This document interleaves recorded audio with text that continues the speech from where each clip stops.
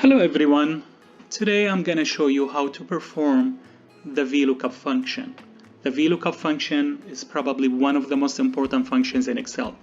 You will need it if you are an administrative assistant, if you are an accountant, and even if you work in finance.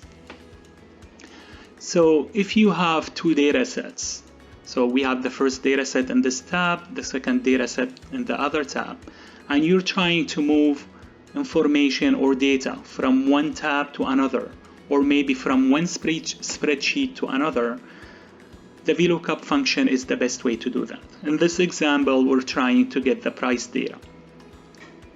The first data set has product information, product A, B, C, or H. The second tab includes the price information. So we have the product name column in both data sets, and this is what we're going to use to do the Vlookup. So in order to do the Vlookup, start by typing equal Vlookup. We start with the product name column because this is what we're going to use to do the Vlookup, comma, and then we go to the second tab where we're trying to get the price information. We select the range, column A through column B, comma, and then we enter 2. We enter 2 because the price column is the second column. And then we select false in order to get the exact match. Close parentheses.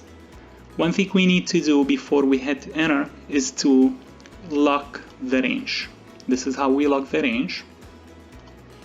If you don't lock the range, you're not going to get the correct information. Hit enter. Copy the formula. And that's going to get you the price. That's about it for the Vlookup function. Thank you so much for watching. Please like and subscribe.